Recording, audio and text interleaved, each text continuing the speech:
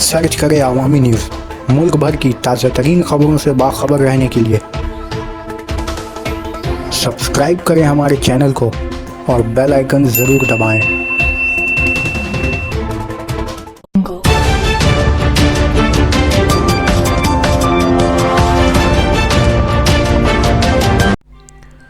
राजीव कुमार को CBI court से राहत नहीं मिली।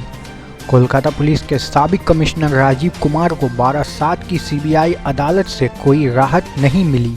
एमपी एमएलए कोर्ट ने राजीव कुमार को जमानत देने से माजरत जाहिर करते हुए कहा कि वो इसके लिए अख्तियार नहीं रखती है, इसलिए इस मामले को डिस्ट्रिक्ट सीजन कोर्ट में ले जाना चाहिए, जिसके बाद राजीव कुमार के एडवोकेट सीजन कोर्ट से रुजू होने में मसरूफ़ हैं। वाज़ह रहे कि कोलकाता पुलिस के साबिक कमिश्नर राजीव कुमार से शारदा चिट फंड घपला केस में पूछताछ के लिए सीबीआई राजीव कुमार को सम्मन देकर तलब किया था, लेकिन साबिक कमिश्नर जांच अहलकारों के सामने हाजिर नहीं हुए हैं और उनके वकील अब कोर्ट से उन्हें पेशगी जमानत दिलाने की फिराक में हैं।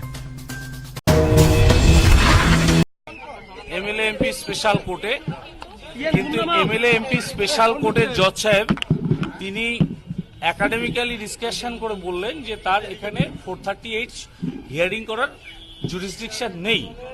সুপ্রিম কোর্টের গাইডলাইন অনুযায়ী তিনি 438 এর এই স্পেশাল কেসে হিয়ারিং করতে পারবেন না। সঙ্গে সঙ্গে প্রশ্ন উঠেছে একটা, তাহলে কে পারবেন?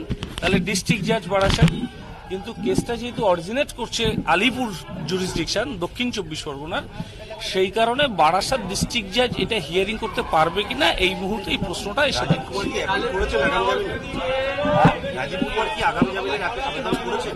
রাজীব কুমারের লয়ার আবেদন করেছে। না খারিজ করেন উনি এটাকে হিয়ারিং করার জুরিসডিকশন নেই উনি বলছেন।